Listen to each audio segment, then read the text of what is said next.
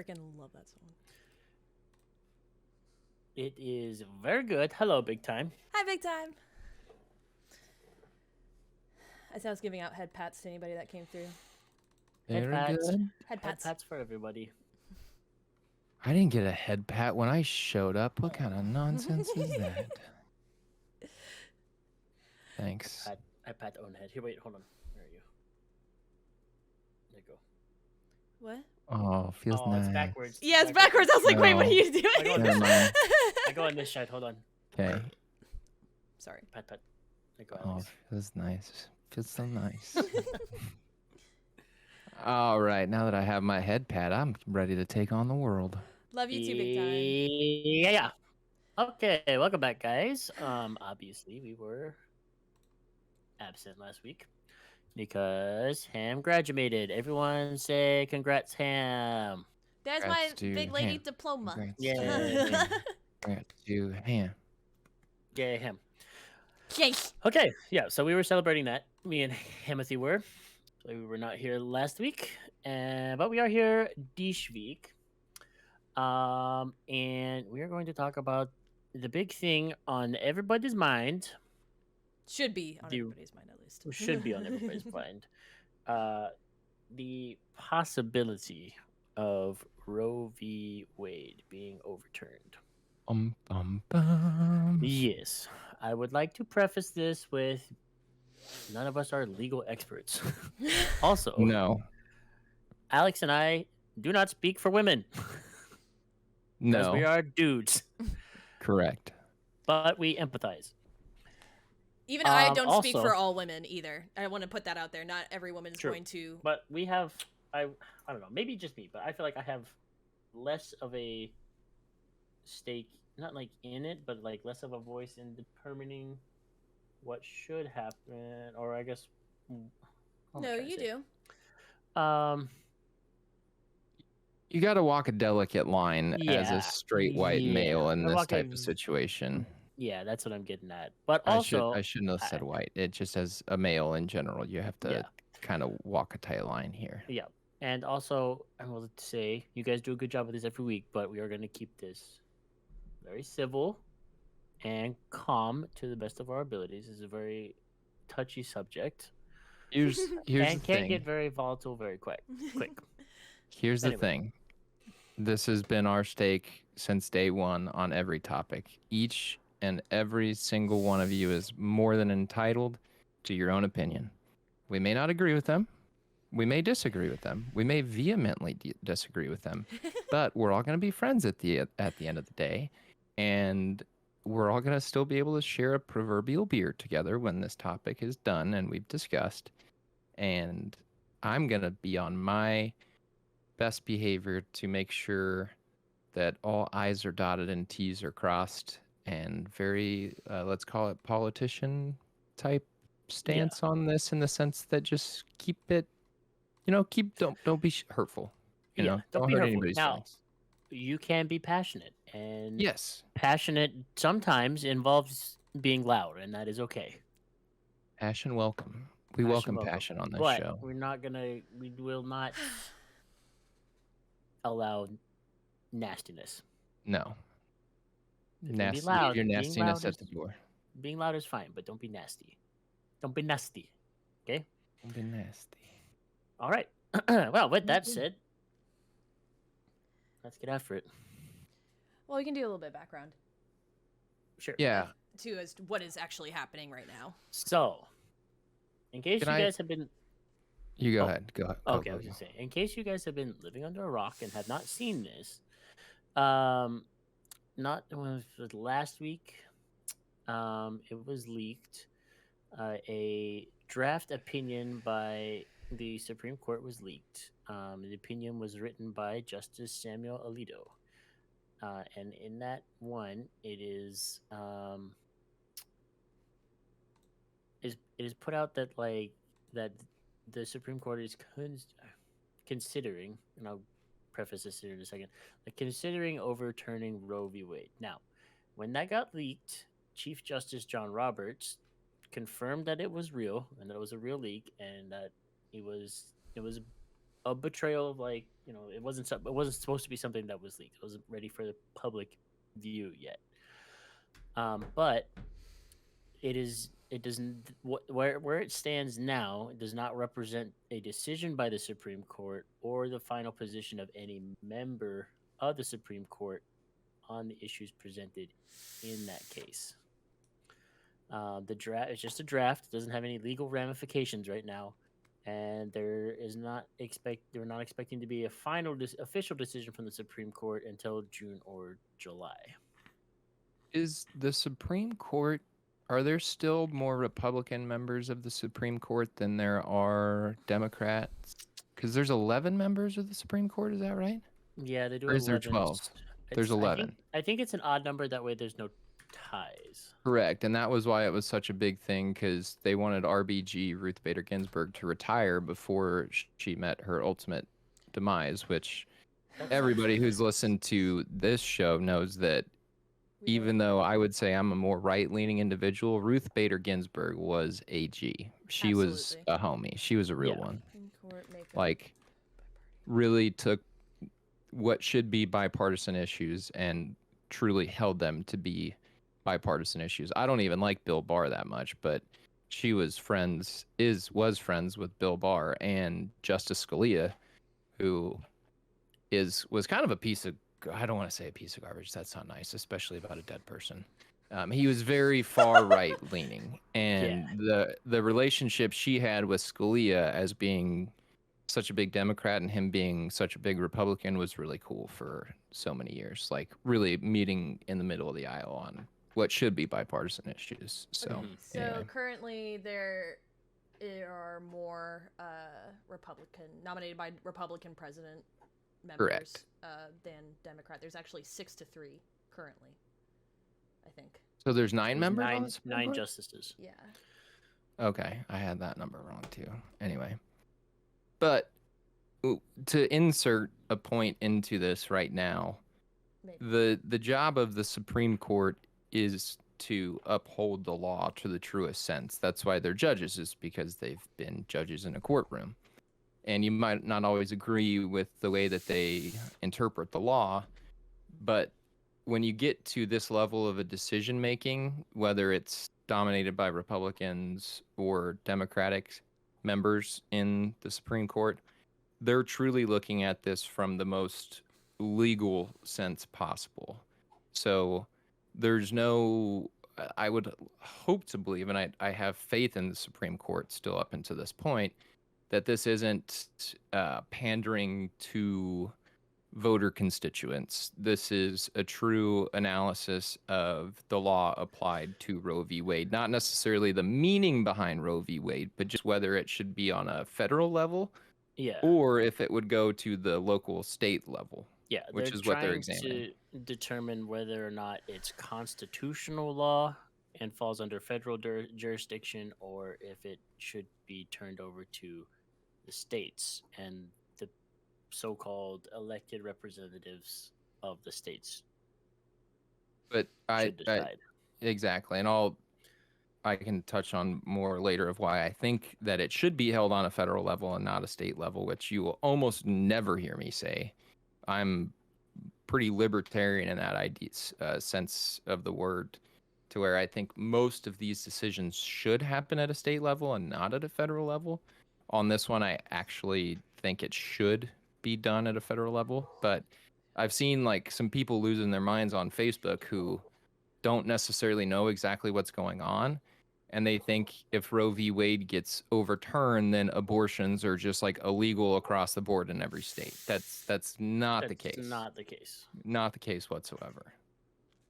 So just if this goes all the way and Roe v. Wade does get overturned, again, I think that's a bad idea. I don't like it in a legal sense, in a moral sense, pretty much across the board. But don't panic if Roe v. Wade does get overturned, because that's not just like a blanket statement saying that all abortions in all 50 states will now be illegal now. That's not what we're talking about. Yeah, but with that though, there are 26 states that are deemed hostile by, what was it? I read it earlier. Well, Nebraska being one of them, Texas. Tennessee. It's according to basically the Guttmacher Institute. 26 states are likely to either ban or severely limit access to abortion. So there are some states out there that will straight up ban it. Correct. Which Texas is a problem. being one of them, which is a big problem. And there are other states that are going to severely limit it. Now, that being said, if that happens, it's not saying that you can't still get an abortion. You can. You'll just have to cross state lines and go to a state where it is allowed in order for you to have an abortion, because your state is going to be, I'll say it, dumb and ban them completely. Oh, I spelled huge wrong. Oh well. That's fine. But yeah, Poison said, whether we agree or not, every woman should have the right to a safe abortion. The ladies should be provided access to mental health care after. I guarantee, unless they tell you, you wouldn't know if the lady serving you had an abortion or not. It's true. And I do agree that every woman should have the right to have one.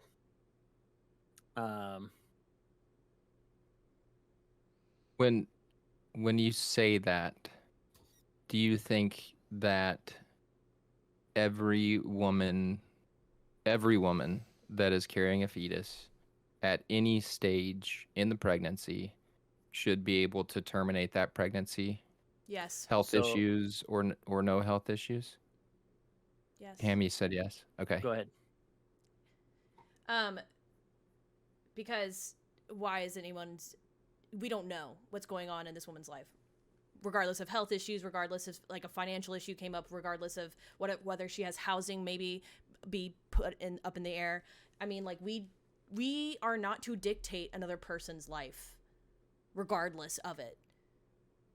Because if we are not going to take care of that baby, if that person is unable, like us as a society, because we have horrible like things set up in the institution right now, like foster care, complete trash. Social workers in the system are completely overworked and underpaid. It's not a very liable and valid system currently. So unless we are able to set up and support these women who are not able to take care of the children post-birth, not only that, take care of the mother who may be struggling post-birth, whether it be with mental health, postpartum, etc., which there is not a lot of really great resources for that either. Like, who are we to dictate? We're just not. Like, we can't tell these women to do what they need to do for themselves. Like, it's just... it's not for us to say or dictate. My counter to that, as respectfully as possible, I happen to disagree, which again, I'm gonna be as just respectful as I possibly can, because I do have a sense of morality and maybe responsibility or a sense of responsibility, because the child that's inside the womb is not able to speak on the matter, right? And that's, I feel like, what makes this so hard. A part of the reason why this makes this so hard, and we should absolutely have better systems in place to take care of these women. Something I've been seeing going around also is about child support starting at inception or conception, which I'm a big fan of. I think that's a great system. I think that a father should not just be able to dip out and say, well, sorry, it's yours. And in that case, I don't have an issue with a woman making a choice that might be really tough, but at that point in time, I mean, it's her decision to make. And let's just all agree on one thing real quick. I think we can all agree on, because we've talked about it in the past. Medical issues in the third trimester, you're either going to risk your life or your baby's life by following through with the pregnancy. We've discussed this ad nauseum on this podcast, and I have 0% right to say anything to that mother who has like a nursery and a crib and like painted the walls pink or blue, like, and now she's being presented with this medical obstacle that's going to jeopardize her life or her baby's life or maybe both of their lives, brother, leave me out of that conversation, you know, because I just have no right to say anything to that mother. I mean, you're facing one of the hardest decisions and choices of your life. And I have no room to give you any sort of advice other than to say, I'm here for you if you need me, right? Like, thank God that hasn't happened to any of my friends or family, but it does happen. What I don't want to happen is documented stories like we've discussed before, where mom is carrying a child and at 7 months, 8 months, the father says, hey, I don't want to be with you anymore. I don't, this isn't working. Our relationship isn't working. I'm still going to be here to support you and the child financially, emotionally, but this relationship isn't working anymore. And then mom says, well, if you leave me, I'm going to get an abortion. There's a mother and a father in that specific situation. And I've told the story also of a good friend of mine who happened to get a girl pregnant, and she decided by her own volition that she did not want to carry through with the pregnancy, and unannounced to him went and got the abortion and then told him after the fact. And the guy has nightmares about meeting his baby, you know, that he never got the chance to meet. So I understand, I truly do, and this is a tough fucking topic. There's no other way to say it other than I don't think it's as black and white as yay or nay. At any point in time, for whatever reason, we can just terminate a pregnancy, right? 1 foot in the womb still, we can just end that child's life. That just doesn't feel right to me. Like that feels really nasty. That feels like murder. And maybe there's a point or a side to this that I am not seeing or hasn't been brought up. And these cases are extremely rare. The late term abortions. It's like less than 1% of women who are completely healthy with a completely healthy baby end up having an abortion in the 3rd trimester. But I still think 1% is too many. I think 1% of young lives that never get introduced into the world, I still think that's too many. It feels icky to me. I don't like it. And just the point like that I get a little squeamish about is like the late term abortions like that when uh at that point it's like it's like it's a child, so like I get iffy about that, but I don't know or haven't been educated on the reasons why people would have late term abortions like that outside of medical necessity. um I feel like if you're, and this is just me, and again, it could be very wrong. But I feel like you would make the decision to not have the child well before you got to that point. Which, like you said, 1%. It's only like 1% or whatever of like abortions or late term abortions like that. I think most of them they decide well before that time. But it's hard for me to wrap my brain around getting an abortion that late without medical necessity. That's what makes me like squeamish about it. I mean, I presented a few instances right before, you know, I said, Yeah, it was. you know, like if there's a how, like if in the economic climate right now, things can happen. Loss of jobs, loss of housing, loss of resources, things can happen. But I do agree. Typically, decisions like that and instances like that typically should and would happen. But like, I would venture to guess the percentage of late-term abortions that aren't medically necessary is far less than 1%. I agree. I think you're right, Kristen. I really do agree. I really, I'm not I'm not disagreeing with that. I feel like that, like those that late are super rare. Because like, I I just like I don't know what would like things can change obviously rapidly, but I don't know what would change within from the 7 months to where you're at that point where it's a freaking child. Because like I was premature by 7 weeks, so I was almost 2 months premature. Like I was a full ass baby at that point. So it would be like, around that time, like what? It'd have to be like a super super drastic change to get to like that point where like when I was born at 7 weeks early to just be like nah. But like you guys said, it's less than 1%. I would hazard to say very So much so less than 1%. state by state, I'm looking and it varies around 8 to 12% of abortions happen in the third trimester. And unless you're in Missouri, it's 17.3. Nebraska is 7. And I believe I read a stat and I don't remember where it came from. I didn't save the tweet, but it was about 1% of those third trimester abortions did not have to do with medical issues. And I can't. Let me see if I might be able to find. I want to also that speak stat. on the fact that Roe v. Wade doesn't also apply, like it also applies to birth control and contraceptives as well. Which is complete shit. So yes, you said it way earlier in the pod.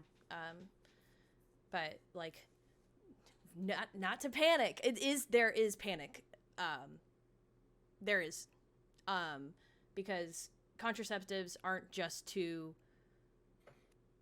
Prevent pregnancies. It's to do so much more than that. Like it's like for me, I've been taking contraceptives since I was like 14 because endometriosis, which is an incredibly painful reproductive disease for women, birth control helps mitigate and prevent that.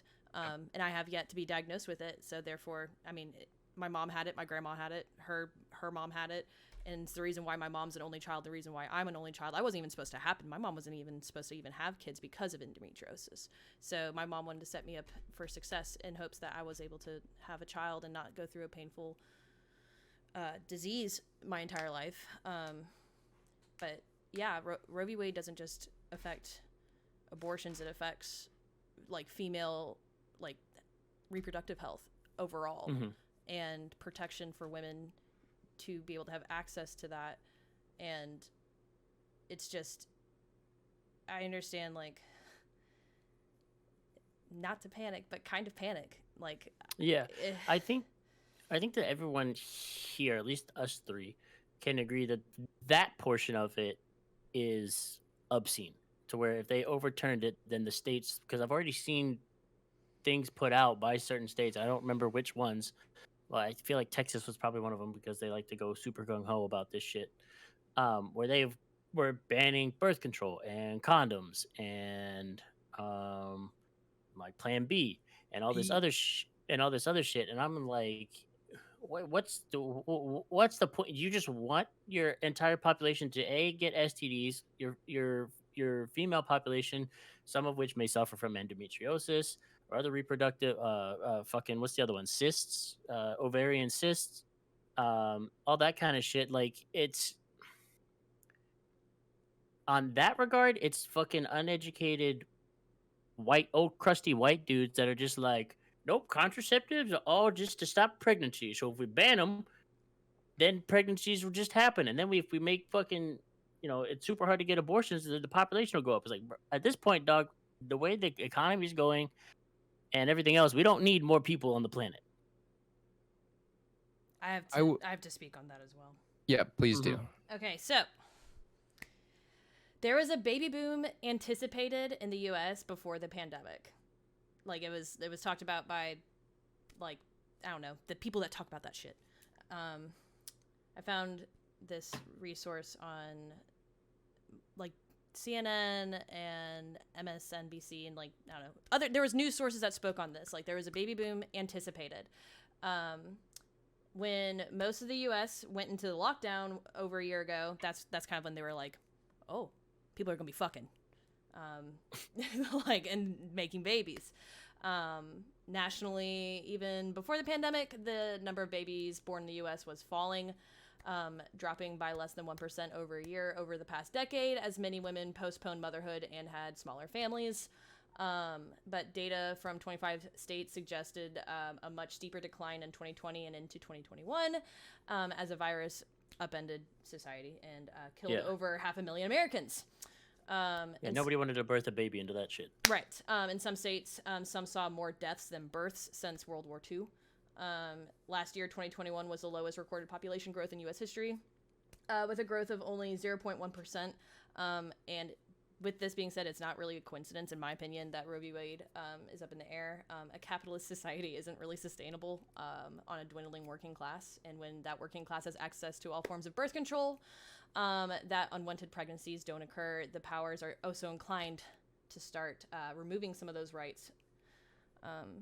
To put it simply, Americans were choosing not to have children in the pandemic, as it is their right.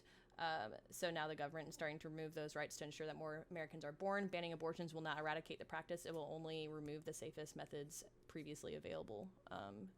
Roe did not, like the Roe portion of Roe v. Wade, did not have much of an impact on the number of abortions performed each year in the U.S. According to I can't pronounce it well, the Guttmacher Institute. The Guttmacher, yeah. Thank you. In the years before Roe was decided, there were over 1 million illegal abortions performed in the U.S. annually. After Roe, that number remains around 1 million performed legally. Plus, the rate of deaths occurring as a result of abortions dropped dramatically in the years following Roe. So, sorry, I typed this entire thing up a few days ago, so I was reading off of my fucking shit because I can't speak sometimes. But yeah, I think there's a lot of things happening, but I think this is a portion of it. We as a capitalist society cannot thrive with less people in the eyes of politicians, because that's how the economy grows here. And so they're kind of taking away that right to have or not have families and larger families in a working class. That is my little tinfoil hat, maybe. I think you're right. I think you're right. Yeah, you're not off base with that, and I think I am of the opinion that it's just super fucked and way outside the scope of government to control the population like that, the population growth. It's not your job to determine whether or not the population, the people should be having kids or not having kids. Right. You're in place to enforce laws and represent the people. And if the people are saying we don't want to have babies, suck it up, dog. Yep. Have you guys seen those the Safe Haven baby drop boxes? No. There are these drop boxes where basically when you open the drop box, I hate to put it this way because it sounds like I'm comparing kids to animals, and I'm really truly not. It's just the best metaphor I can use. Like at the Humane Society, if you have an animal you can't care for, they have these drop boxes set up. You take the animal, you drop it off. The next morning, Humane Society workers show up. They find the animal. They take the animal into the Humane Society. Well, they've done the same thing at fire stations, and they have these safe haven drop boxes where I was just trying to find the state. One state just decriminalized it and installed them, and 3 babies were dropped off within the first week, I want to say. So when you're talking about these issues such as, I'll use the word force a woman who is carrying a fetus to go full term, you should have these type of institutions set up to where if that woman cannot care for the child, that there's a safe space for them to be able to relinquish that child. Where does it go? So it kind of depends. Safe Haven, is a nonprofit organization. So basically, once the box gets opened, there's an alarm that goes off and alerts local authorities that there's essentially a child in there, and they're safe, and there's oxygen and all that jazz. It's not unsafe. Everything you need to know. This sounds But gruesome in some ways. well, Yeah, would it be I, would it be more gruesome for that child to never have a shot at life, or no, would it no, be not at more all. gruesome? It's just Yeah. just like, but like in my, I guess, I mean, I need to look it up and like see like visually, because in my like brain, it's not, it's coming out to be visually very gruesome. just like a I can Netflix Dropbox from back in the day. Yeah, like no. If you just do a quick Yeah. Google search or DuckDuckGo search and type in safe haven baby boxes, it's been successful. And going back to the point to where, if you want to be able to overturn Roe v. Wade, you have to have these government assistance programs set up to be able to help moms, and a system set up to where they can forfeit the child. Say, even if they do go full term and have never really thought about it, and dad turns out to be a huge piece of shit, and that's their only source of income, and now mom's trying to feed baby and pay for rent, and it's just not feasible, then you have to have these type of programs set up to be able to support mom and child. yeah. Right, but those type of programs typically are put forth more, and I'm not trying to be like a dick here. I'm just trying to say like they're more put forth by left-leaning states, more blue states, and most of the states that are pushing for to severely limit or either ban abortions and force mothers to carry the child to term are not going to put out social welfare programs like this to help Which the is- mothers, which is Which fucked. is fair. Well, no, fair in the sense that the point that you're making, not that it's fair to not participate in these programs. It's fair to say that most So most right-leaning states will right-leaning not. states are not going to put these programs out. It's just going to be them forcing mothers to take care of these babies that they may not even want, and then they're going to put them in a more financial hardship, all because you have this moral, and I'll even say it, this religious fucking aversion to an abortion, which most of these states that are like putting out the hardest bans on this are these Bible Belt states that can't for the life of them figure out how to separate church and state from it, and don't like, and just are like, nope, fuck it. If you kill anything like that, abortion, it's murder, you're going to hell, basically. Let me push back. Well, that's not necessarily untrue, but let me push back on that a little bit. I don't think this is a separation of church and state issue. Unless you want to call murder, which is in these people's eyes, in these most hardcore Republican eyes, abortion is murder in their eyes, right? So if we want to label murder as a religious morality versus just a human morality, social morality is a great way to put it, then I would say I would agree with you. But I don't think murder is necessarily a religious, although it is one of the 10 deadly sins, blah blah blah. But yeah, which like even like societies back in the day that weren't religious still had an aversion to murder, because it's you're not supposed to kill your fellow humans. A social morality, like you said. Yeah. Yes. But I think for this, because of how, I know, Haley, it's hard.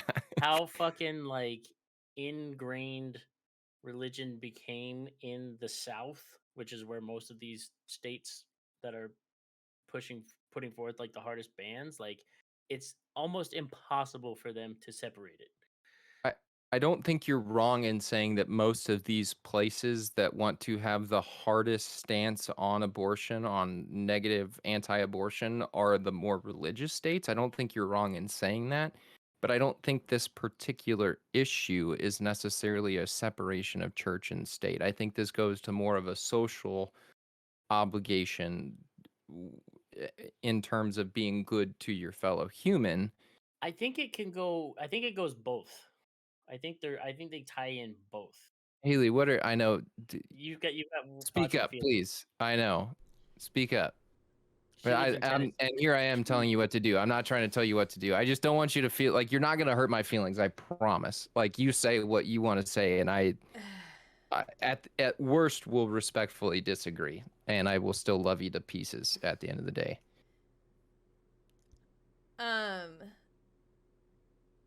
That's Kristen, right, in chat? Yeah, Kristen. Yeah. Yep. Okay. Yep. I want to read this out loud, actually. The issue is that a lot of people are against abortion is because they think an unplanned pregnancy is God's will. I agree. So, and I think it is a little bit more religiously, weirdly inclined than I think we want to sometimes look at it as. At least from my perspective, growing up in Tennessee, I find that weirdly dictating what a woman does and doesn't do with her body has always been stricter in the more heavily religious states. And I think it's just a matter of that nuclear family aspect that is so weirdly fetishized here in the South, mainly. Like, you gotta have a mommy, you gotta have a papa, you gotta have 2 kids. And Yeah, I know what you mean. daddy goes to work, mama stays home with the kids. Like, it's like this weird, like, they have this whole shit about family values, it's just become and it's tradition just at this point. And oh shit, a woman wanting to do what she wants to with her body and choose to take birth control, choose to not have a family, choose not to have kids, choose X, Y, and Z, that threatens that very tradition, and it's threatening to these old dudes in fucking the political seats, because it makes women more powerful to their own autonomy. I really do believe a part of this, and please don't look at me sideways for saying this, because it sounds kind of harsh, but a lot of it's like this, like, deep-seated, misogynistic, sexist, women-hating, deep, like, really, really down deep in their core, which they probably wouldn't be able to recognize it, but, like, they have, like, this inferiority complex, and they don't want to. They feel threatened by a woman having more autonomy to her fucking body and her choices, because in the old South they didn't fucking have that shit. Yeah, I don't think you're wrong at all. I think it's a lot of old, like, white dudes down there trying to keep that, like, traditional old South shit alive, and they don't know how to progress with the times. And it's religious, because in the Bible, that's exactly they fucking fetishize it in the Bible. They're just like, fuck yeah, my wife does X, Y, and Z for me. Fuck yeah, that's great. Let's keep that shit alive. That's why conversations like this really are so important, because honestly, Haley, the way that you just described it, and at the end there, I could make some rebuttals, but it's not important. The way you just described it is a way that I haven't really ever viewed it before. And I'm not just saying this because we're on a pod. I would say this if it was just us 3 sitting around. I've never really looked at it like that. And I think there's a lot of validity in some of the things you just said. I just said titty too. Titty. Validity. Good Lord. Women's rights. Titties. I'm still for at the end of the day. I said titty. Yeah, no, but no, in all, getting back to more serious, that's a really good way to put it, because it does, if you look at a big issue within the Christian church, any Christian church that I would go to, is that a lot of the old school, it's written in the Bible that a woman basically doesn't talk in church. And I remember the first time going to see a woman pastor at Christ Community Church. Not Christ Community, sorry. I apologize, Christ Community. Church of Christ? Church of Christ in South Texas, the one that I went to growing up. And women could not stand up and speak. It was like a big deal the first time a woman went up and read a Bible verse in front of the congregation. There was a lot of times where somebody at the congregation would come up, read a Bible verse, blah, blah, blah, music would play. The first time a woman went up, it was like some of the elders were pissed, dude. They were like, listen, bro, the Bible says this shit ain't supposed to happen. Motherfucker, get off it, dude. Like, come on. That's not the way that it was supposed to be interpreted, but now you've taken this and you've interpreted it in a completely different way that is not applicable to this situation whatsoever. Going all the way back, and I'm on a tangent here, I apologize. I have a lot to say about this. This is why I am a huge not fan of the Supreme Court overturning Roe v. Wade, because when you do bring this to a state level, which again, this might be the only thing I can ever remember thinking, okay, the federal legislation should handle this and it should not be on a state local level up to decide this particular topic, because you're going to have those fuckers in Texas who, Greg Abbott, no problem shouting him out. Fucking Greg Marsha Abbott, Blackburn.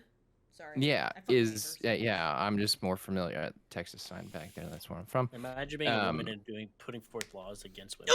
Well, and so what you're doing very clearly, very, very fucking clearly, is pandering to your voter audience in an attempt to get more votes. You do not give a shit about the actual topic at hand. You do not give a shit about the real life application to this law.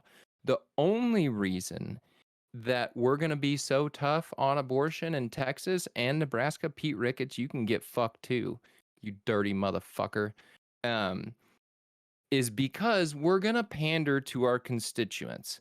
And I know that there are more Bible thumping individuals in Nebraska that are going to side with me if I am as hard on abortion as possible. So what's the best and easiest way to get votes? Be hard on abortion. And goddamn it, if that means banning fucking Plan B, which is ridiculous, and even a step further ridiculous, banning condoms, well, good luck with STDs, by the way, because people aren't going to stop fucking. People are not going to stop fucking.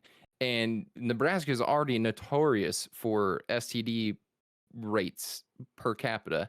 Like, again, people are not going to stop fucking. And if you abandon condoms in the sake of being pro-life, that's the fucking problem. That's what's going to happen. And that's bullshit with a capital fucking B, exclamation point at the end. And then you're going to have states like Oregon who's like, well, maybe like the umbilical cord is still attached, you know, and I'm not saying this is really going to happen. I'm just saying this is what you lend way to. If the umbilical cord's still attached and we have a change of heart, you know, let's just toss this baby, you know, like, fuck no, dude. Nobody wants that. It's so one-off type situations that you have to examine these things by. And that should be done at a federal level.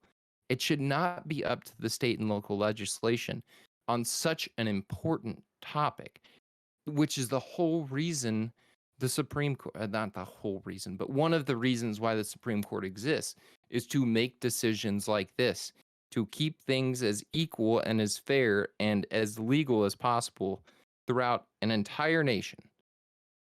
And when you give it to people like Ricketts and like Abbott, and say some super far left-leaning individual comes along and wins the votes of people by saying, hey, if you don't want this baby, we'll just get rid of it.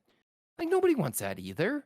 Come on. Like, fuck, guys. Can we just be commonsensical about it? It's a tough fucking issue to begin with. Chat has like a lot of really great points. Okay, I'll shut up I want now. to be able to keep up with them. Yeah, so Alvin. Sorry, I'll stop talking. No, Well, you're no. Before that. Actually, Poison Fantasy on the hysterectomy. Me. Well, there's that, but even before that, Zombie said something earlier, and we didn't get a chance to because we were on a roll. So I want to go back to what she said a while ago. So we were early on in the podcast, but she said that she didn't agree with the point that it's just the mother's choice per se, and we've talked about this before in the podcast, because the option should be discussed with the father, because they helped make the child. However, it is the women who have to carry it, so y'all's choice should hold more weight. Along the same point, though, if we are given the choice to choose to abort or go all the way to term abortion, then fathers should have the choice to not be the father and walk away and sign their parentage rights away and not have to pay child support. So we've kind of talked about that before a couple times, and for the most part, I agree with that. I feel like there should at least be some discussion had between the two consenting people that consensually had sex to make and then made a child. And it shouldn't just be up to one person whether or not. At least have the discussion. Like Alex's example where he had an unplanned pregnancy and she didn't tell him until after it was over, and then this dude's like fucked up or like mentally over it. I feel like there should be a discussion had. Uh, mm, yes, in a relationship, rape victims and sexual assault No, I'm not victims saying that like and- you. I Get know, to- I know, like that. Yeah, but I'm not saying you get to go up to your rapist to be like, "Hey, you got me pregnant. You like." I just No, want to make that that's very not- clear as well. Like that. Yeah, that's Different not what I'm story, saying. yes. I'm saying that's why I said consensual, like consenting people. Like Mhm. if it's relationship and these people came together consensually and we had sex and oh no we had a baby or we made a baby. Like what's the your conversation should be? What's our next steps here? Do we want to keep the baby? Or what are our thoughts and feelings about it? And I also agree with her point that if at the end of that conversation, say the mother doesn't want it, or maybe the father doesn't want it. In the same breath, I feel like actually, you know what? No, I don't, because it took two people. So then the guy should have to pay, or at least support. I don't think I fully agree with the father just being like, "Well, I don't want it, so peace." No, he should be as it's the same case that I'm making for a woman who wants to abort at, just say month 8 or whatever. Mm-hmm. God, I got to be honest that this is like super near and dear to my heart, and I don't want to get too specific because I don't want anyone that may be listening to pick up signs as to who I'm talking about, because I want to protect this individual as much as I possibly can. I can tell you without specifics that this guy's life was fucked up for like 2 years because he carried this around. And I don't even think he would necessarily tell you that that was maybe the reason, but there was some late night conversations on some very I don't know what to say, to where he finally kind of opened up to me about this. And it's the situation where mom, they weren't even really in a relationship. They were kind of talking, kind of like a fling type deal, not a serious relationship by any stretch of the imagination. But what do you do in a situation where mom does not want to go through with the pregnancy and dad is saying, I feel an obligation to this thing that I have created to bring this into the world, and I will take it. I will take him or her, and you can disappear off the face of the planet. You don't ever have to talk to me again. But I feel an obligation to bring this thing into the world. I want to see this through because this is what I feel is right. And then she makes the decision to just eliminate that thing that he created with her. So what do you do there? It's still In not- this it's still- particular- it's still like he's not the one going through labor. He's not the one like though I don't know him personally, and though I do feel very empathetic towards the situation, I still do believe what she did was wrong, but it's still like, and the conversation needed to be had. But like regardless of whether or not he said he wanted to take care of it, it's still not him giving labor. It's still not him going through that traumatic. It's a traumatic experience. That he's not doing that. He's not the one carrying and fucking up his body for eternity. Like, it's still not. It's really hard. That situation's hard, but it's still, I know. But it's still, at the end of the day, like, he's not the one going through that. He's not the one. So wouldn't you be able to say if she didn't want to put herself into that situation in the first place, she should have never engaged in the intercourse that it took to produce this outcome?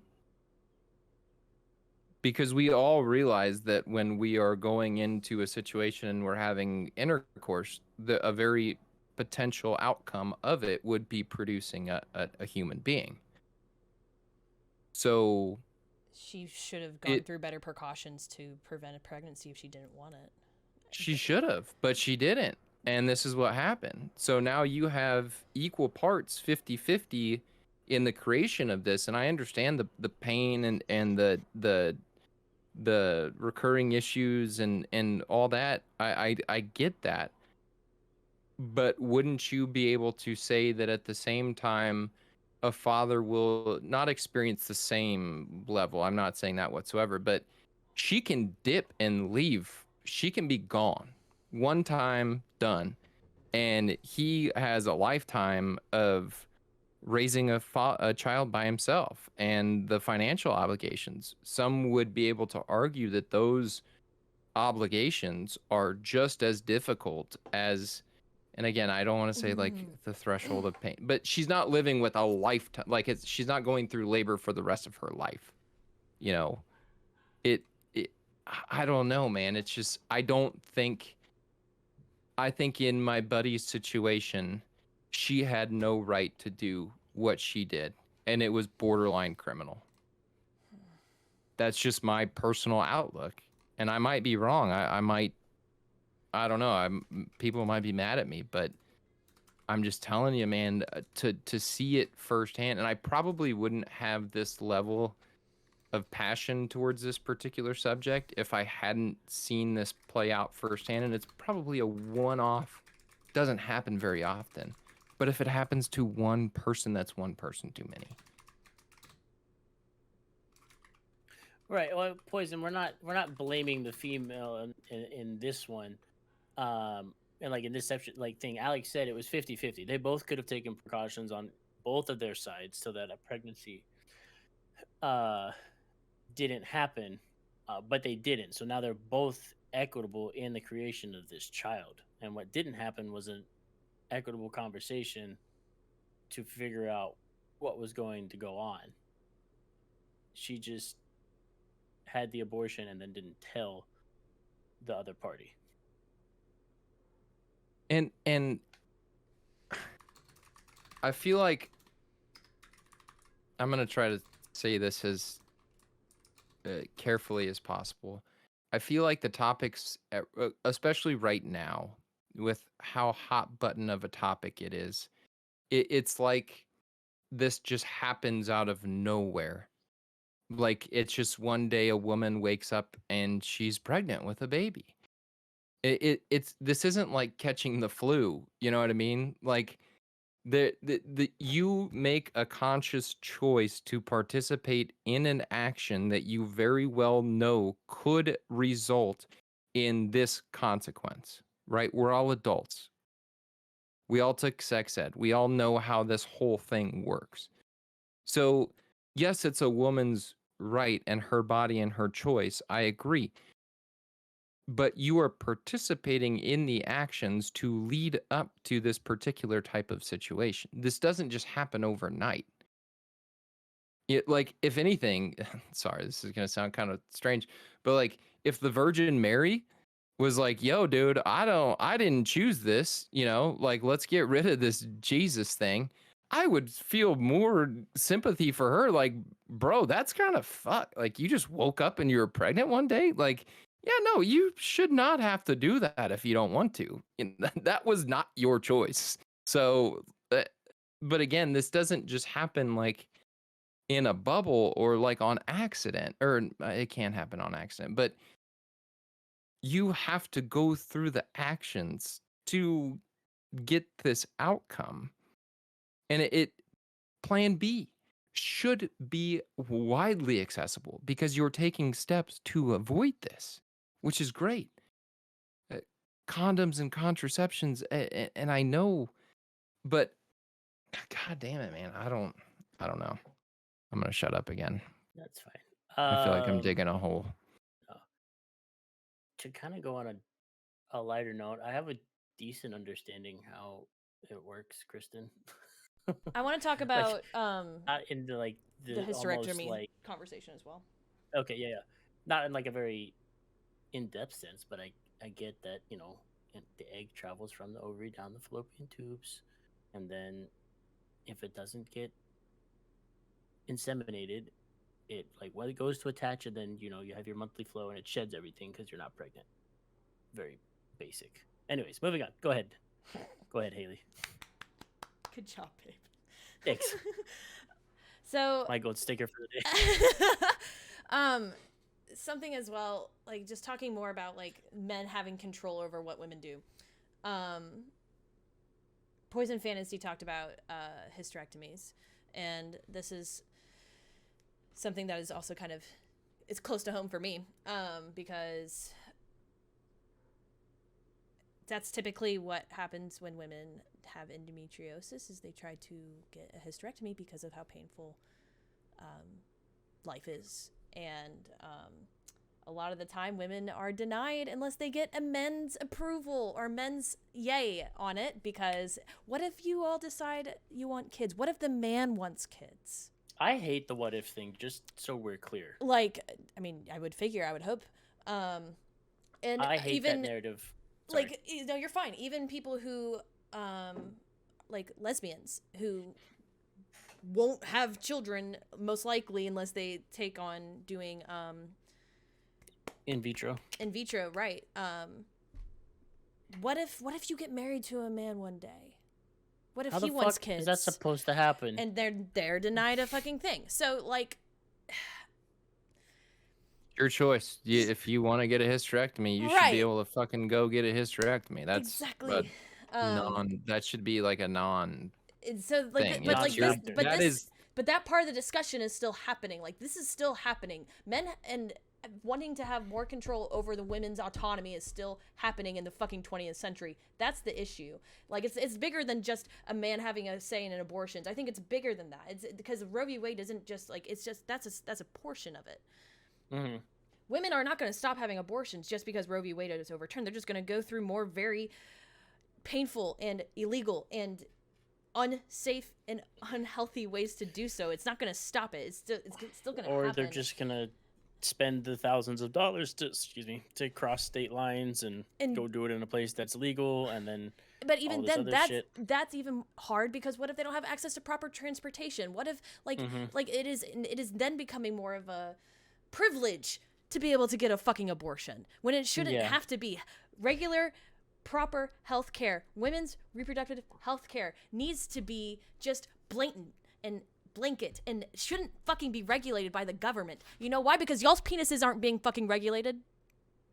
It's true. You know? Well, we're not regulating your vaginas either. Yes, They're you trying are. Yes, they are. They're regula- trying. No, Like no, we're regulating the as far as hysterectomies go. Yes, that's one thing. This particular topic is about the fetus that is inside the womb. this particular it- topic also talks about birth control and what we should be able to do, and like having like proper choice in our decisions with our bodies, like that. Which we'd agree. Which I know, I'm not coming at you guys. I'm just preaching. No, I know. Okay, no, and that's fine. I just want everybody to know that I'm just preaching because I'm it's frustrating. okay, perfect. I get it. I'm not I coming just don't after want y'all. you to think that. Okay, cool. Like it's I'm- just that's the issue that I get so fucking frustrated about, is like this. There's no men sitting in the political seats. Like they are just so inclined and so concerned with what the women are doing. Like I really don't think they're thinking the way that you are, Alex, where like they are not empathetic to either party in the situation. They don't give a shit. It's not about the man in the situation. It's about taking the power away from the woman. It's not about the man, because if they gave a fuck about the men, they would like, I don't know. I mean, actually, they do give a fuck about the men, because I was telling this to Ben. Y'all can get fucking penis pills in gas stations. Like, you know, like it's really just it's a fucking misogynistic environment to be a woman in this seat, because like I get that y'all want men to have a say in the decision process of having a child, but like it's bigger than that. It's so much bigger than that. And Which is which is what they do well in this type of situation. Those powers that be, like we've talked about, you know, the Save the Puppies bill, right? Like we talked about with Spike Cohen. You know, everybody wants to save the puppies bill, but at the same time, we'll put in a little nugget about data collection for everybody. It's like, well, wait a minute. Well, that has nothing to do with puppies. And it's this type situation. Hey, you're anti babies getting murdered, right? Well, yeah, I sure am. Okay, well, by the way, let's not let women have hysterectomies. Whoa. it's fucking narratives. I never said that. I never said that. That's not what I'm saying. In fact, I disagree vehemently with that type of idea. Another friend of mine, I won't say her name, although I think she'd be all right with me saying her name because she's proud. She just had a hysterectomy. I don't know if it was medical. I don't know if it was personal. I don't know. But I know she faced a lot of backlash from her friends and family with that same fucking idea of, well, what if you meet a man someday and he wants you to have kids? Well, bitch, then he's not going to be my husband. Like, and that's perfect. Everyone should have their own choice. And if women want to say, hey, I'm not having sex with a man unless he has a vasectomy, girl, do your thing. Like, you choose who you want to have intercourse with, right? If you want to say that you do not want to have intercourse with a man who does not have a vasectomy, God damn it, that's where I'm like, your body, your choice, all the way through and through 180,000%. No disagreements there. It's the things that I've talked about earlier that make this hard, and it gets so spiraled and so out of control because the powers that be do a great job at keeping this country as divided as they possibly fucking can. And that's how they stay in power, is by dividing people on fucking issues like this, where 98% of us agree on 98% of the issues, but then take the 2% and get people riled up about it and get them to fight about it, which we don't do on this show. I'm riled up. I know That's you fine. are, You and I can be don't riled blame up. you. I don't blame you. You're I more than want valid to be my riled up. access to healthcare to maintain. Correct. Yeah, I agree. Because women have to go through literal, like, there's reason why OBGYNs are in existence, because women have to literally do separate reproductive health. Yeah. That whole part of the system's got to get better, especially if you want to do things like overturn Roe v. Wade. We have to demand from our local officials, and this is where it does get to the state level where you do have more of a voice. You have to demand from your local federal officials, your mayor, your governor, anybody that you can vote for directly. You have to demand from them that they cannot take this shit away from you, and they have to do better for the people in your constituency. Yes, Alvin. Have to do better. Fuck yes, Alvin. Sorry, this is The idea of on having both kids being points. On both a points. goal is so insanely ingrained in the society that any medical choice would prevent that requires insane amount of hurdles to get over the procedure. It's Which true. it shouldn't. It should not. It should not. I think, and this is my hope, because the amount of people that are like pissed off about this, like if it were to get overturned, my hope is that if it gets turned over to the states to decide, that there will be enough backlash, petitions, calls to the governor, calls to your state representatives, all that kind of stuff, to get more, I guess, fair medical treatment, or just reproductive health care for women. That my hope is that a lot of those states that'll have these bans will reverse their choices. Now, is it a pipe dream? Probably. Absolutely. Because the representatives that we have nowadays could give two fucks what the people that they represent actually have to say. Yeah. But that's where voting comes into place. And I know people have a fucking stigma about voting, but my vote doesn't fucking matter, blah, blah, blah, blah, blah. Well, if you don't vote, and you don't vote for the person that you think is going to win because you think everybody else is just going to outvote you, that's how they keep those people in power. So if this is the one reason that you, like, when midterms come around or whatever, and somebody comes up and runs on a platform of like, hey, I'm not gonna stand for the governor fucking doing this bullshit or whatever, and that's your only reason to get out and vote, then fucking do it and You know what? affect that change. You know what? The most recent, we just had our Nebraska governor primary election in Nebraska. You know what the turnout was? Under 30%. That's so sad. It's sad. Under 30%. And I guarantee you, all the people on Facebook quabbling at each other for pro-life or pro-choice, 100% of them, at least on my feed, 100% go of out them and vote. did not show up for the fucking primaries Yeah. because we think we're gonna change the world on fucking Facebook and Twitter. I think Yeah. a big thing to do, as well as like actually like being an advocate for what you believe in with voting, is education. I wanted Yes. to touch on the point of what Alvin said about sex ed. Like, I don't know if you all had like proper sex ed, but I got like I got it. It was not proper. I didn't. I kind of got it and kind of did it. So when I was like in middle school, like, you know, that's when they usually give you the sex ed talk. My mom and dad were like, absolutely not. I am not letting the school teach you about fucking sex ed. So they taught me at home right. more so than, and honestly, that was better education than fucking what the schools put out. Because hearing from my friends what went on, I was like, you guys learned nothing. So what's really cool about, well, what's really interesting, I guess, about like the upcoming generation, like our generation as a whole, kind of stepping up in the workforce. My specific graduating class, a lot of, actually a few, more than one, which is surprising, are going to specialize in sex ed in schools and give actual like discussion to sex, and rather than what Alvin said, don't have sex and they just demonize it or it becomes a that's taboo basically what it topic. was. Like, it shouldn't be taboo to talk about sex when you're going through puberty, literally, like, because that's Bro, part they of sex hammered- ed. They hammered abstinence and those things, from what I understood, like hellas. They were just like, Yeah. okay, this is a condom. This is what sex looks like. This is what having a baby looks like. Don't have sex. Right. Like, rather than It's just- like they're trying to just a describe tactic. like actual like how the reproductive system works. It went the same way as Dare did. You Yep. guys remember Dare from Oh, the 90s and early 2000s? Okay, so they put Dare in schools and they're like, drugs are bad, okay? And kids that were worked like, great. yo, drugs look kind of cool, Rather And than started- actually like and started doing drugs.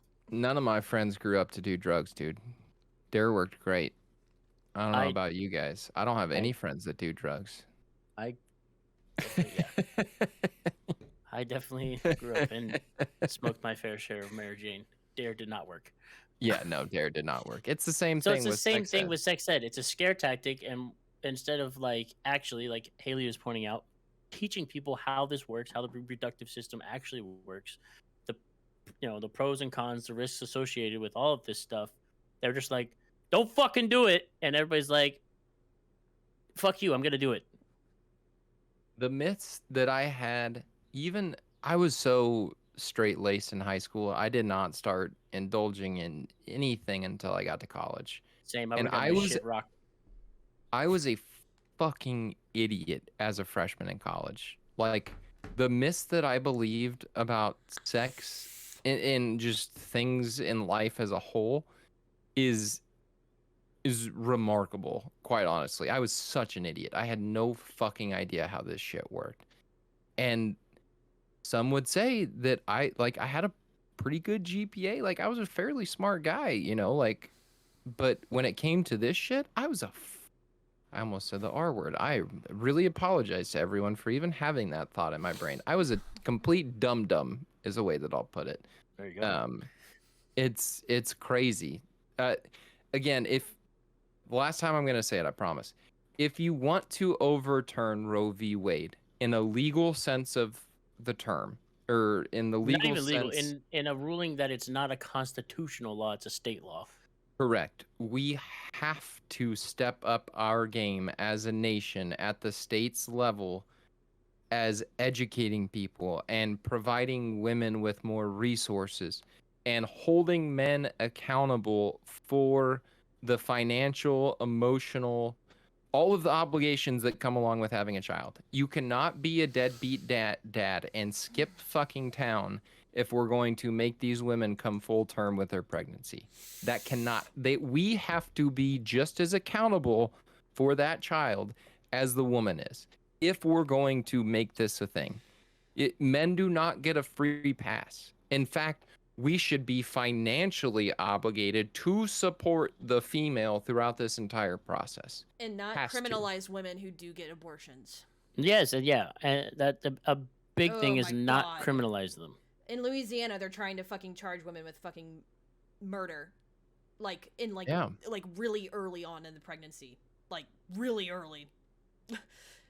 And longer sentences than a rape.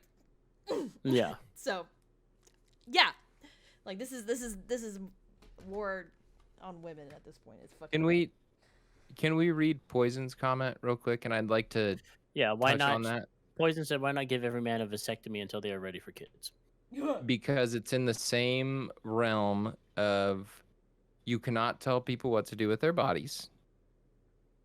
And again, it's well within a woman's right to be able to say, I'm not having sex with a man unless he can provide proof that he's had a vasectomy. That is complete within your right. You cannot legislate or demand that men have a vasectomy. It comes down to the my body, my choice argument comes down to the fact that it is no longer just a woman's body and her choice. She is now breeding and harvesting another human being within the womb. And it can't be just willy-nilly, this is an inconvenience for me, so I just don't want to do this. I am going to disagree with you on that one. And that's fine. You Yeah. can absolutely disagree with me, and that's the whole point of. And I'm glad you disagree with me, actually. Yeah, you can. So Retweet to fucking what Kristen. what I'll put out with that is you've kind of contradicted yourself in a way, saying that you can't legislate that men have to have a vasectomy. My body, my choice. Saying that, but then in the same breath saying that a woman has to can't have an abortion is contradictory because it's also her body, her choice. I should, and this is where the debate comes in: is when does life begin? I hate Right? that fucking debate. It's a tough. This is the hardest part of this whole situation: is when does life begin? Because okay, so let's use two complete different extremes, right? So the woman just finds out that she's pregnant, and there are basically cells floating around. Or let's go a step further. Let's say Plan B, right? Technically, a pregnancy would happen without the use of Plan B, right? And you're in like the definition of infancy stage of pregnancy. None of us on this call right now would have an issue with a woman taking Plan B to avoid pregnancy. At least I wouldn't, right? I don't think either of you two have an issue either. So let's use the other extreme to where we're going into labor. There's a baby coming. We're in the witching hour of pregnancy, and there's a baby coming, and the woman says, you know what, fuck this, I can't do this, I don't want it, just do what you will with the baby, but I don't want it, and end its life. Well, I think all of us here would also say, well, that's not very morally acceptable either. Correct? So the debate or the topic of when does life begin is crucial in this argument. And that's one of the toughest parts to distinguish and determine. But at some point in time, we have to recognize that life does not begin when the umbilical cord is cut. But life also doesn't begin in the infancy stages of the pregnancy to where Plan B can take care of it. So when does that happen? When do we cross that line? And when is it okay to say that this life is not coming to fruition? And when is it not okay to say we're ending this life that was created? So Kristen made the point that says, at birth, when you're born, your life begins. Your birthday is celebrating your life beginning. People don't celebrate when your mom conceived you. So when the umbilical cord is cut, Or- 2 days before the umbilical cord is cut, a So week before the umbilical cord is cut. Kristen is saying Kristen said the baby in the womb has the potential for life, but its life has not begun. And I'm guessing that is before the umbilical cord is cut. Because at that point, with the umbilical cord still attached, the baby is relying on the mother for food, sustenance, and oxygen.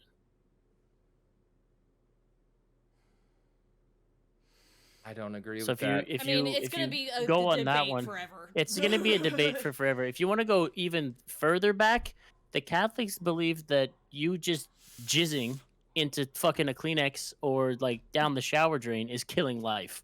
Correct. And let's not even that's just going to cloud my head up even more. We can all Because- agree that's complete bullshit. That's not how this whole thing works. Some would argue that a beating heart would indicate life. So I think the whole idea of relying on someone else for life, and maybe if you even want to throw consciousness into the argument as well, consciousness does not necessarily represent life. So let's take the idea of if someone's on life support and in a coma. Well, here goes Kristen's comment right now. Kristen already came in on it. Y'all both literally said it at the same time. So You wanna get married? a brain dead person whose heart is beating is alive? Question mark. Correct. They are alive. Their family has to sign off on the opportunity to pull the plug.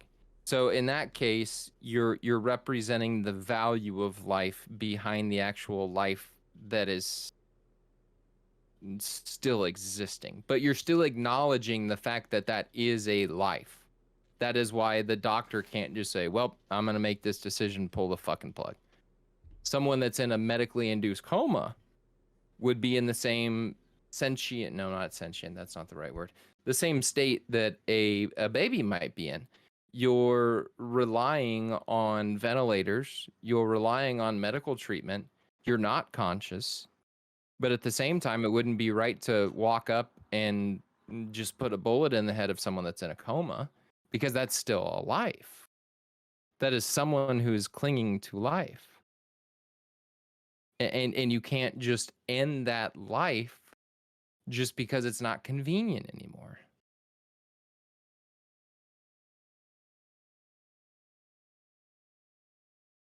Haley, thoughts and feelings? I can see them. No, I know. It's Go ahead, Thais. What's yours? yeah, I have a better one than the brain dead.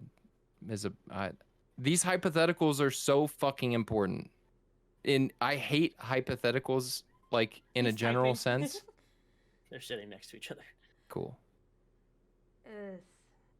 Thank you guys for It's- being so active in this conversation and being so cool, by the way. Haley, I know I'm saying some things that you disagree with, and I genuinely love you so much and appreciate your feedback and I your know. comments. Of course, and me the same to you. Hypotheticals important but dangerous. I think It's tough to make laws off of what ifs. it breeds the scary stories that scare people away from this. And I think it's villainizing it. Well, and you think about, like, let's think about the Chinese culture also for a second, to where you were only allowed to have so many children. They regulated how many children you could have.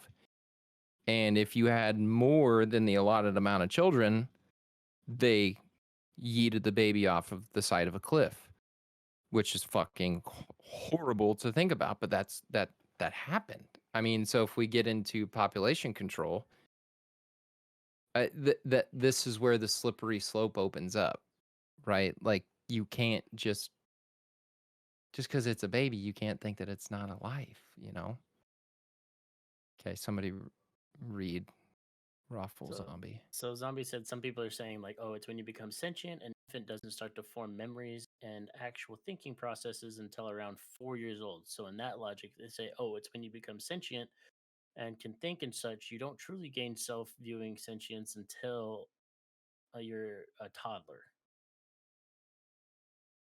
Okay, so Thies said because the infant's brain is still working while being inside the mother, the issue would be reliance on the mother for food.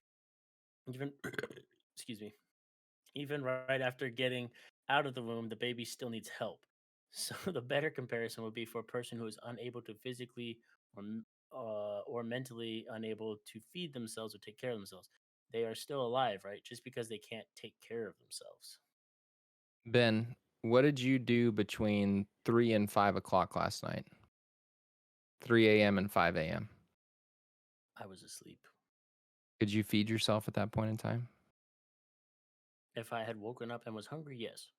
Do you remember what happened during that period of time? No. Were you sentient during that period of time? Yes. Not necessarily. Well, sentience is, I would say sentience is brain activity. So my brain Oh, was active. okay. Okay, you get in a car accident tomorrow. God forbid, knock on wood. I hope that does not happen. And you go into a medically induced coma for a week. Mm-hmm. And you wake up on the back end. But on day 1 through 7, you're relying on medical equipment. You're not sentient. You cannot feed yourself. You cannot go to the bathroom by yourself. You are completely in a coma. Would it be right for me to walk up to you and put a bullet in your head just because you're not sentient? No, but I'm thinking in that regard, medically induced. I would still say I'm sentient because my brain is still producing brain waves. What does a child start to form and develop in the womb later on in life? That would be a brain that is sending out brain waves, that is fully developed. It's ready to take on the world. So just saying just because you don't remember something or just because you're a sentient being does not indicate or give credence that it's not a sign of life.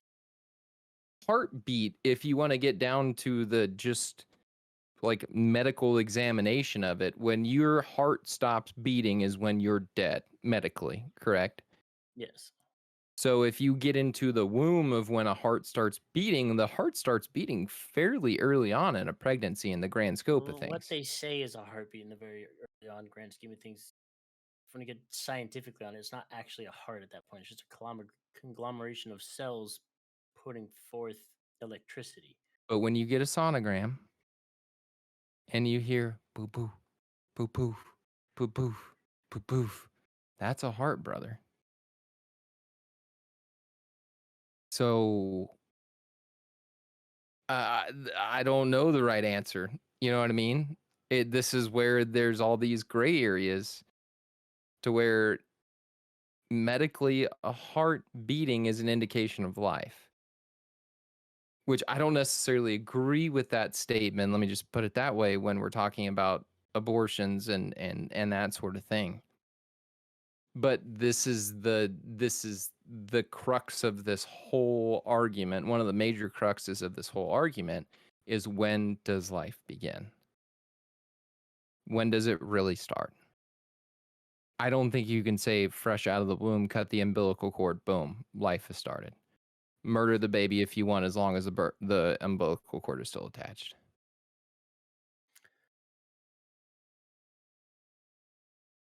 Haley. No, Kristen. I don't mean to keep. Kristen Sorry. Yeah, I is see asking, Kristen. I would love to have I another would love woman. for Kristen to I would come love on. to have another Kristen- fucking woman in the Yeah. conversation. Thank you. Come yes. on up. Kristen, do you have I want to stay off camera, but I don't think I can. No, you totally can. You should be able to, if you have Discord, you should be able to join the Discord without Use- camera. Use my iPad. It's downstairs. Zombie. You should Yes, be I know. able- Like I meant like in the room, I guess. Oh, she's never here. mind, she just Oh, wants to- She's perfect. here, That folks. works. That'll work better. Hi, She's Kristen. here. Hold on one second. I'm changing my headphones. Hold on. Okay.